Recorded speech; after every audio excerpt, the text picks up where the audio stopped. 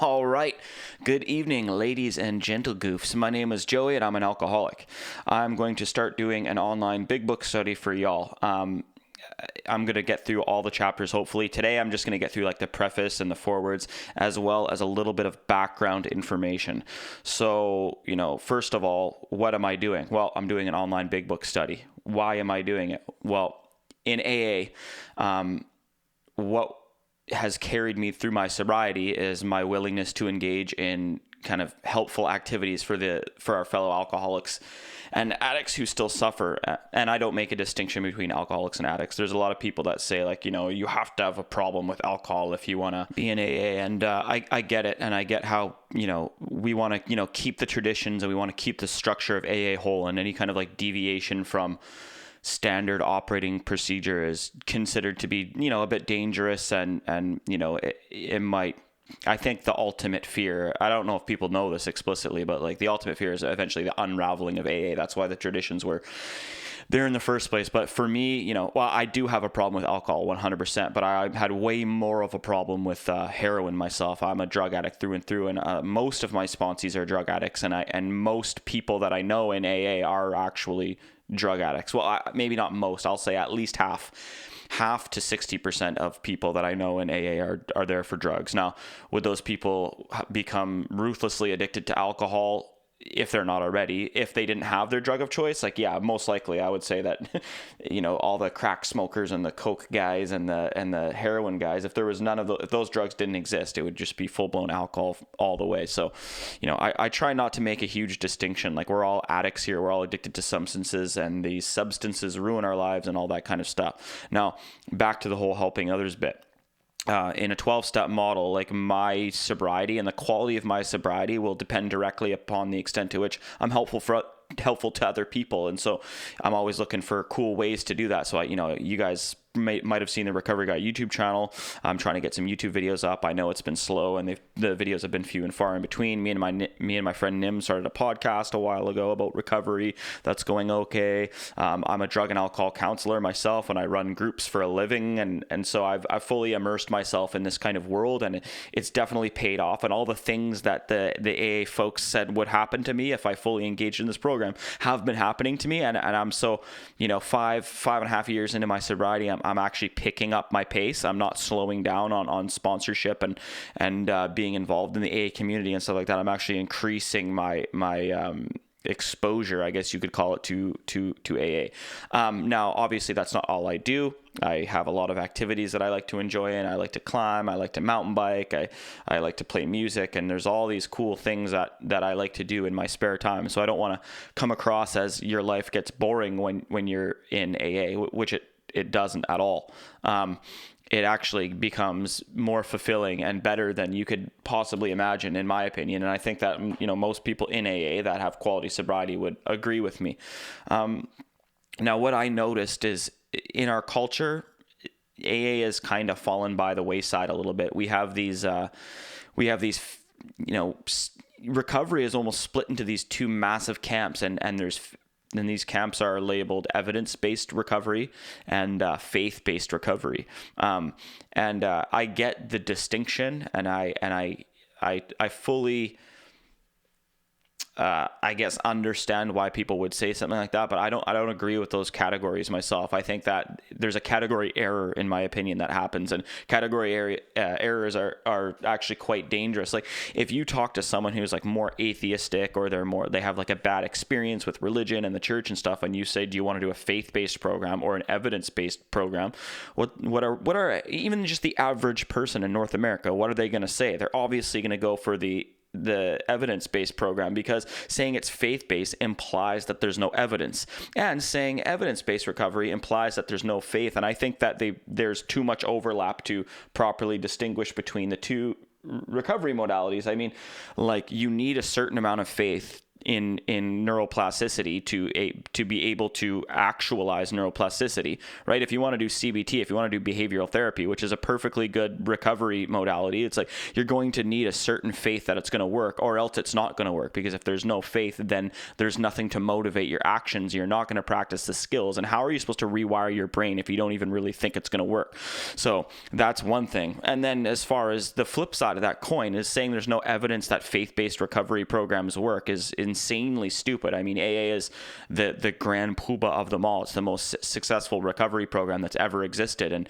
And just because it involves having faith in some kind of higher power doesn't erase all the overwhelming evidence that AA is the best recovery program. So I'm not super into that. I hope that, during this big book study, I hope a lot of new people are going to be hearing this, and a lot of new people are going to listen to it and try and actually go through the steps. Now, I don't suggest this as a substitute for a sponsor. This is more supplemental. This is as well as I obviously still think you guys should go to meetings. You should get a sponsor. You should have a personal one-on-one relationship with someone that's going to personally walk you through the steps and, be available for questions and stuff like that. This big book study is only meant to kind of enhance your understanding of the 12 steps. Another preface that I feel I need to give is that, well, here's the thing. In the preface and the forwards, actually, we'll go through some of this. And if you guys have ever done the Joe and Charlie sheets, you'll go through some of this. And if you've ever been to meetings, you'll hear some of this. It says often exact instructions are given how we recovered, precise instructions, specific instructions. So there seems to be a thought process running through the AA community that it's super easy to derive the actual instructions from the book. It's not. Okay, if it was just a simple set of instructions, it would be like 1, do this, 2, do this, 3, do this. It's not really like that. The actual instructions, the actions that you guys need to take, and the philosophies and the outlooks that are supposed to, those actions are supposed to be grounded in, are littered throughout like the first, arguably the first 164 pages. I mean, there's also even arguments about that. Some people say the first 164 pages is what the AA program is. Some people say the program ends at working with others, which is on page, let's see here, 103. Either way, let's just say 103. That's the kind of the one that I agree with the most. The instructions it takes 103 pages to explain these instructions. So they're not super precise, they're not super exact, and they're not super specific to someone who's never read this book before or doesn't have a good sponsor, right? They're kind of like in there, and you kind of have to derive them. And the goal of any kind of AA big book study guy or any sponsor, as far as I can tell, is stick to as close to the information in the book as possible. So there was something called the Oxford 6 Steps, and it was a Christian-based group to overcome alcoholism. And Bill Wilson got Oxford 6-stepped, and then he was in the hospital, and he was like, hey, you know what, how can I get this message out to like a broader amount of people? And Bill kind of invented the 12 steps. Step 1 with the allergy and the insanity, the description of alcoholism, he kind of got that from Dr. Silkworth. He threw in a step 12, he added to it. And so what had happened is when the first 100 men and women had gotten sober and remained sober for a period of time, enough time to convince the people back then that something was really happening, like this program was really, really working. What they did is they all, Bill wrote the majority of this book, but they all had a hand in editing it and being like, well, I didn't do this and I didn't do that. So the point that I'm trying to make here is that there is some individual variance in the way that people chose to go through the steps. There wasn't just one exact specific way. They generally did it mostly the same, but there was some things that were different. And so they combined their experience and they kind of averaged it out, and then they wrote it down in this book. And this is a suggestive program if you want to overcome alcoholism. And I'm throwing in the drug addiction part in there. You can take it or leave it. If you don't agree with me, you can leave a comment in the comment section. If you agree with me, good, that's awesome, whatever. I'm not here to super get into these details. But my goal here is to stick as close to the information in the book as possible. Now, I am human. I am fallible. I have my own interpretations of what I think words mean. I have my own kind of language and my own outlook that will inevitably flavor the way that I interpret the writing in this book. Now, if you meet someone that tells you that that's not the case, if you meet someone that tells you, no, there's zero of me in my explanation of this book, it's all, I am an avatar, I am a speaker for the first one, I have a direct line of communication with the first 100 men, they're obviously an idiot or whatever. Like, I'm not, maybe that's too harsh. I'm going to backpedal on that one. They're not idiots, but they are extremely stupid. No, I'm just kidding. But just be careful of people like that. I mean, the AA community is filled with a bunch of drug addicts and alcoholics, and we're notoriously unreliable people. We're notoriously egotistical people. Me, yada, yada, blah, blah. So just be careful out there. There's a lot of people that are going to give you some fairly severe misinformation. Next item on the ticket is, am I allowed to do this? Well, Joe and Charlie did it. That's all I have to say on that. I'm always worried about like maybe breaking the traditions and how much anonymity should be out there. Like, I know like a lot of people know who I am, and I got my recovery guy videos, and it's very easy to find out my last name, and then I say, oh, this is like a faceless big book reading of Joey M, and then people will know who I am. And so there's always like the fear of like messing with traditions and having the old school AA guys like, you know, come at me a little bit and stuff like that. So I looked online, and there was a lot of big book studies and readings and stuff online already. And if you guys want to check out those too, like, go do that, because I know the Joe and Charlie tapes are awesome. I know like Mark Houston is awesome. Tony R is another speaker from Vancouver who's been doing this kind of stuff forever, and he's a freaking legend, and he's awesome. And if you guys want to go to the Alano Club on a Tuesday or Friday, I mean, he's awesome to listen to as well. So there's a lot of stuff online, so I feel pretty safe that I'm not ruffling too many feathers here. I just want to get this information out to people as best as I can,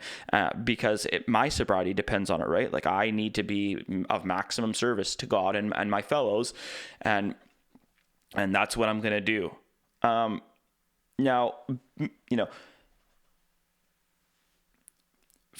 back to the whole evidence faith-based thing that I was talking about before. I didn't know any of the stuff before I did the steps. So there's a little bit of a precursor here. I went to treatment at one point, and it was a 12-step treatment center, and everyone tried to get me to do the steps, and I didn't. And I was just like, well, I wasn't like opposed to it. I wasn't like, this is stupid. I was just kind of like, oh, I don't really want to do it. Like, the whole higher power thing wasn't that difficult for me to like get on board with. Like, me and my friend Jimmy, we used to channel the universe to get drugs, and, you know, pseudo believed in like the law of attraction or something like that. So I'm not like against any of that stuff. I'm not even against God, even though I listen to like the Christian conception, even though I listened to a bunch of atheist punk music my whole life, that all it did was basically rag on the idea of Christianity and higher power, and they just called them all liars and hypocrites and stuff like that. Even that wasn't, I wasn't really ready, I guess. And you know, I relapsed after getting almost a year clean, and, you know, yada, yada, blah, blah. I went back into treatment, and I just made a firm desire, or a firm effort. I don't even know what to call it. Shut up. I just decided to do the steps. I'm like, I'm just going to do them because I have no idea what the hell is going on. Like, I don't know how to get sober. So anyways, I did it, and it worked. Just the way they said it would. The whole time, both times I went to treatment, I never forgot what people said. That's the thing. When I went to treatment the first time, it was just unconditional positive regard. Hey, Carl Rogers, name drop Carl Rogers, legendary therapist. But they just were so nice, and they basically laid the cards out on the table, and they're like, if you want to do it, then do it. And if you don't want to do it, then don't do it. And then if you relapse, then you should probably do it. And like, that kind of attitude really stuck with me. And so when I relapsed, I knew where to go. I went back to the same place. I did the steps. It worked exactly the way that they had been telling me the whole time. And then all the stuff afterwards that I know about like the program and like psychology and like philosophy, and like I get a lot into physics, and like I've been trying to explain why this thing works ever since. And I really don't know why it works. And like, I'm not coming to this as a religious man. I'm not coming at this big book from an angle of you know I have like personal attachment to it. I'm coming from the place where it actually just worked exactly how they said. So that's amazing. That's amazing. It's truly amazing how it worked. Like, I was a heroin addict for 11 years, And now I don't even do heroin anymore or alcohol. I've no mind altering substance other than coffee, quit cigarettes a while ago. And that is so messed up to me. Like, there was no way I could imagine actually being confident and happy and being like a person who's like, yeah, I just couldn't imagine it before. So it worked.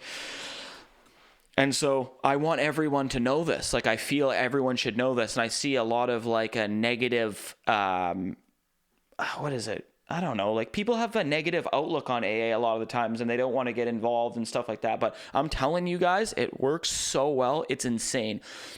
But we're playing the long game here. We're not playing the short game. So we're going to be at this for a while, and it's going to be a little while before you guys start to actually feel better, in a greater sense. Like, obviously, like, you know, you'll get a couple, you know, if you're not drinking, you get a couple good sleeps and a couple good meals, you're obviously going to feel better. That has nothing to do with actually getting better. It's just temporary. All that is just temporary. But this actually will grant you like long-lasting, sustainable, true contentment.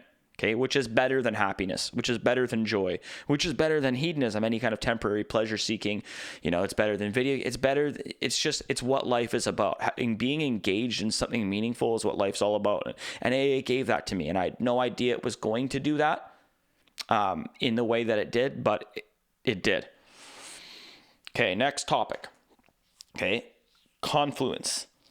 As a guy who likes to think a lot, and I'm like into science and psychology and stuff, what I'm interested in is Confluence, because what I ultimately want to get to is like the bottom line. Like, I want to get to the truth here, and like I don't care if I have to take a scientific angle to approach the truth or a religious angle to approach the truth. The truth is the truth, and it holds out regardless of what level of analysis you choose to view it. So my kind of basic question is like, like, what happened? Like, is AA true? Like, is all that stuff that they talk about true? Is it God? Like, what actually happened there?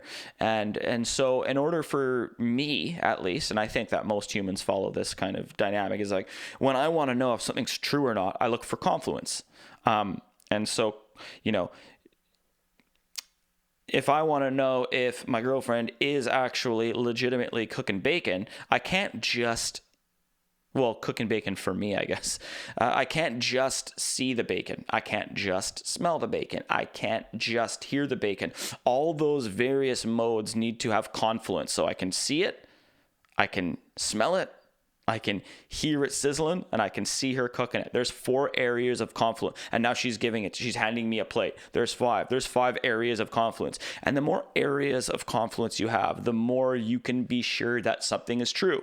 Right? Because there's a possibility that I just smell bacon and it's the neighbors. There's a possibility that I even see her cooking it, but she's actually bringing it to her friend's house for a brunch that she never told me about. Like, you know, anything could happen. And so the more areas of confluence, the better. And so when we get to something like AA, you know, is there confluence with AA? And in my opinion, yeah, there's a ridiculous amount. There's a lot of overlap between AA and almost all, you know, working with others has so many like Rogerian, like humanistic counseling approaches that are embedded in it. It's insane. I read a neuroscience textbook called Effective Neuroscience by a guy named Jack Panksepp, and he also thinks AA is the greatest recovery program ever, but he doesn't think it's a good recovery program for the reasons why the people in AA say it's a good recovery program. He doesn't believe in a higher power at all. He identifies neurologically we have 7 different emotional generation systems, and AA has a very interesting way, or 12-step fellowships in general, I think, have an interesting way of aligning them all. And so Panksepp says that AA is just awesome for those reasons. Now, I didn't know that when I was going. I didn't know that I was balancing my emotional goof systems when I was going through the steps. I just didn't know that, and I didn't know. You know, I read another book by a guy named Charles Murray, and this guy's a policy analyst as well as many other things. But he's an author, but his main profession is a policy analyst. So he gets hired by massive corporations, and he gets hired by governments and legislative bodies to predict how a policy is going to affect the population. And you know, politics is, you know, you can have your disdain for it all you want, but it's got to be quite hard to come up with a policy that doesn't have a ripple effect that, you know, you like, it's weird, you know, it's very complicated. And when you have a large society with like, even hundreds of millions of people, you make one little decision and the actual consequences of that, the unforeseen and negative consequences, can be quite broad. And so Charles Murray is a guy that is like supposed to kind of, bring order to all that chaos and figure that kind of stuff out. Charles Murray, he talks about people kind of have a biological homeostasis they like to return to. So he kind of talks about like the yo-yo on a diet. So the yo-yo effect is like when you go on the diet and you're doing so good and you're starting to lose weight or whatever, what you're starting to gain, whatever your goals are, and you do it for a while and it's super awesome. And then there's this and then you get to where you want to be. You get to like, the certain weight or the certain amount of body fat or, certain muscularity. And then you relax and you yo-yo and then you just binge on all the foods that you're supposed to avoid. And you're like, hey, my diet's done. And then you go right back to where you were before. And this yo-yo effect is mostly been used in the context of dieting, but it's also with everything. Like, get someone who doesn't exercise at all to start exercising regularly and permanently. Get them to be a part of that lifestyle where they're going to the gym a few times a week for years on end. It's insanely hard. Like, how many of you guys have made like New Year's resolutions and not followed through with them, or made any kind of decision and not follow through? I'm going to be more like this. I'm going to be more brave. I'm going to be less scared, which I guess is the same thing. I'm going to quit my job and do something that I love. I'm going to start being more social, like whatever. It's like most people can't really do shit like that. It's extremely hard. And so he was like, there's a lot of really good programs and like for people to kind of transcend their biological homeostasis so they don't yo-yo back. Like, I'm going to quit using drugs. But the chances of any individual doing that are decent. Like, people do it often, but I think it's more of the percentage lies on the people who can't do it. Like, I think most people can't do stuff like that. Maybe I'm just cynical, but in my experience, most people can't change themselves at will like that without years of intense effort. So Charles Murray says,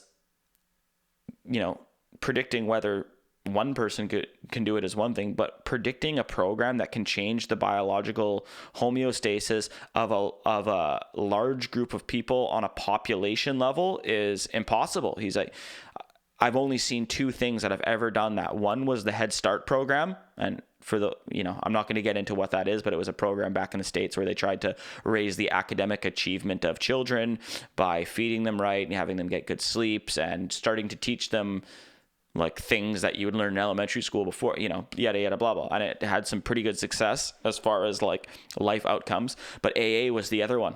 Charles Murray was like, AA is one of the only things that I've ever seen that can effectively change permanently people's homeostasis at the level of a population. So I thought that was extremely wicked. And I'm not going to get too much more into Confluence, but believe me, there's so much Confluence in AA, it's ridiculous. All the best parts of Christianity agree with AA. All the best parts of, in my opinion, like Eastern wisdom traditions and spiritual traditions are also in AA. Effective neuroscience agrees with it. Charles Murray policy agrees with it. CBT agrees with it. Humanistic, like so many areas converge on this one thing. And that's why I think it's so powerful. So if you guys aren't religious, if you're not even spiritual, if you don't consider yourself someone who can believe in a higher power, that's completely fine. Please stick with this anyways. And please stick with me on this journey as we go through the book together. And I think that you will be wonderfully surprised. And again, I'm going to remind you, and I will probably remind you again later, we are playing the long game here. This takes a while. You can't expect to start listening to someone read a book and then not be a drug addict or an alcoholic anymore. You have to do a lot of work. You have to go to meetings. You have to get a sponsor. You have to start doing the steps, but you have to start somewhere. And trust me, you guys, once you make that decision, I am going to actually do this. I am actually going to go through with this, and I'm not going to stop until it's all done. You're going to be so happy you started, because in maybe 6 months to a year, you guys are just going to be living a life that you didn't think that you would be able to live. And for those of you who can't even string together a week, I'm very, very excited for you guys to start with me on this journey. Okay. I've rambled on for a while now, and I will ramble on for a slightly longer time. I'm going to go through the preface. I'm going to go through the preface and the forwards really, really quickly. Not all of them, just some of them. And then I will end this session, and we'll pick it up later on with doing the doctor's opinion. Okay, so first of all, okay, the preface. Okay, if you guys have your books, please open it. It's page XI. It's the very first part of the book. Now, if you guys have the big books, like the large copy, whether the personal stories are in the back or not, the pages are slightly different. Okay, so I'm gonna hopefully try and I don't have my big book right now. I'm using my girls' book. It's one of the smaller ones, but the page numbers are different at the beginning. So this is the preface, okay, and I just want to read for you a little bit of this. So it says, "This is the 4th edition of the book Alcoholics Anonymous. The first edition appeared in April 1939, and in the following 16 years, more than 300,000 copies went into circulation. The second edition, published in 1955, reached a total of more than 1.15 million copies, 1,100,000 copies. The third edition, which came off the press in 1976, achieved a circulation of approximately 19.5 million in all formats." So this is how quickly this frickin' book just blew up, okay? 300,000 copies went into circulation for the first edition. The second edition is 1.1 million, and the third edition is 19.5 million. And why do you guys think that is? Because no one liked it. The book sucked. Everyone hated it. It doesn't work. No, AA worked insanely well. And before this book, we have lots of cool recovery programs out there. We have the Chopra Center. We have CB. We have a bunch of cool. Back then, there was nothing. Okay, nothing. AA was the big granddaddy poobah that started it all. So that's why it blew up so fast. Then it goes on to say, second paragraph, "Because this book has become the basic text for our society and has helped such large numbers of alcoholic men and women to recovery, there exists a strong sentiment against any radical changes being made in it. Therefore, the first portion of this volume describing the AA recovery program has been left largely untouched in the course of the revisions made for the second, third, and fourth editions. The doctor's opinion has been kept intact, just as it was originally written in 1939 by the late William D. Silkworth, our society's great medical benefactor." So a couple things here in this paragraph. This book has become the basic text for our society. So textbooks are things that you study. This book needs to be studied. I was saying this before.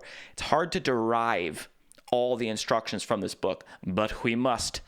Well, hopefully we got a sponsor. He'll just do it for us, so that's pretty tight. But you guys are going to eventually have to sponsor other people if you're going to be doing this properly, so you're going to need to know this stuff as well. So this book is a textbook. Read it a lot. I've probably read this book 100 times. And now, because it has helped such a large number of men and women to recovery, there exists a strong sentiment against any radical changes being made in it. So they don't want to change this book, and rightfully so. If it ain't broke, don't fix it.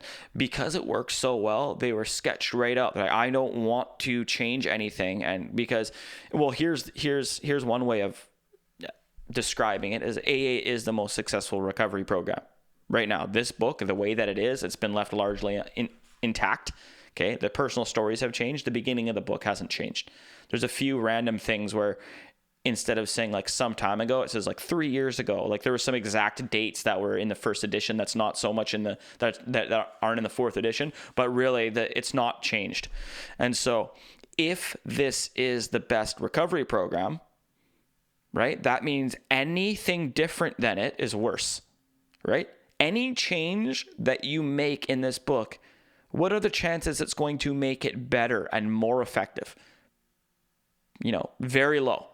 So we don't want to change this information because it works so well that any change in it the overwhelming odds are that it would degrade the information. The book would become worse. And by worse, I mean less effective at helping addicts and alcoholics. So that's something that I wanted to let you guys know. So we're going to move on from the preface. Okay. And we're going to go to the foreword to the first edition.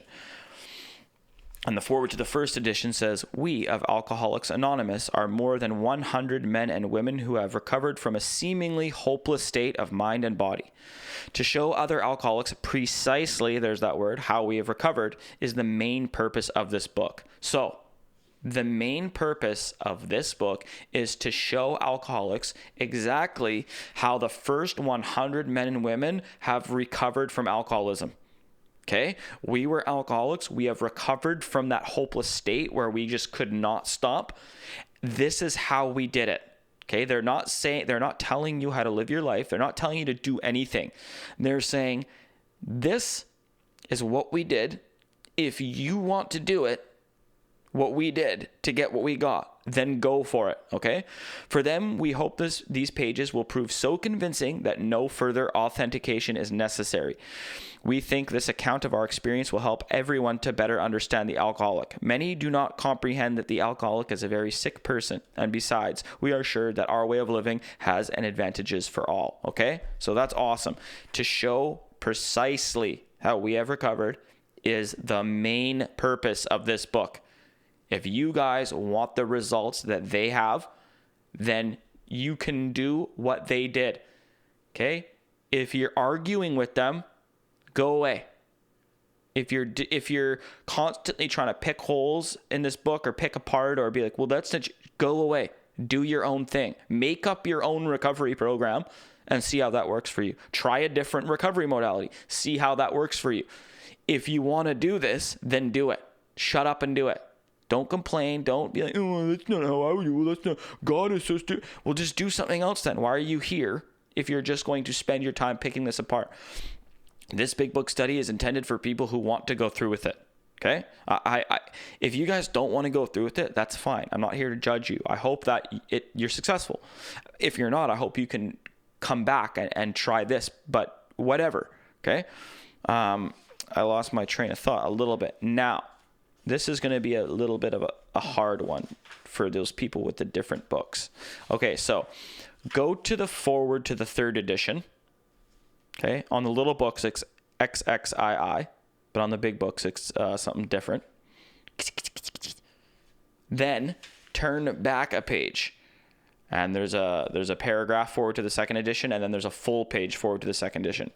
I want you to go to the full page on forward to the second edition, XX if you have a small book, and there's something that we need to discuss quickly on the top here. So it says, public acceptance of AA grew by leaps and bounds. For this, there were two principal reasons.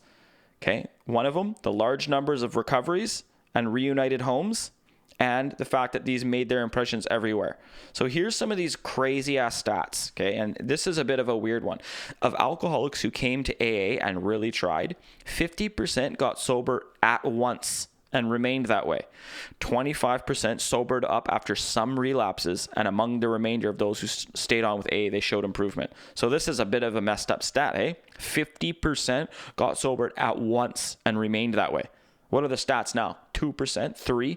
Maybe 4 if we're lucky. 25% sobered up after some relapses. So, I don't know. They don't put a timeline on those some relapses, but let's just say 2 years, 3 years. Let's just say 2 years. Okay. So 75% success rate. Now think of the people that you've gone to meetings with. Think of yourself. Think of the treatment centers you've been to. Think of your dads and your moms who are alcoholics and couldn't have got sober. And think about this 75% success rate. Sounds pretty ridiculous, doesn't it? And I don't know how true these stats are, but I do know that there's a lot of factors that go into making these stats better than the stats that we have today. Firstly, this book was built for a very specific demographic. It was like upper class businessmen with families. Right? It was people who were alcoholics, yes, but they weren't bottom feeders like me. They weren't roaming around the downtown east side trying to get a goo food or a 10 pape, right? They weren't fucking doing B&Es for whatever. So that's one part, right? They were high functioning. Let's just say that they were very high functioning.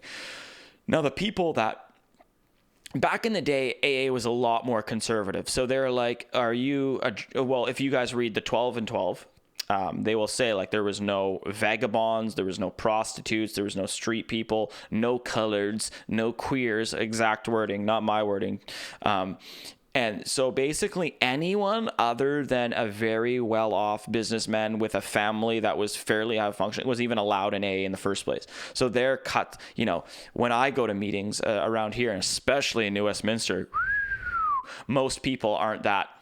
Most people are definitely not very well-to-do businessmen that just can't stop drinking. There's a lot of us that, myself included, that we're a lot worse than that, and also suffer from co-occurring disorders and extreme mental illness. And some of us have schizophrenia, and some of us have severe chronic depression and stuff like that. So those types of people weren't really in AA before, so that affects the success rates.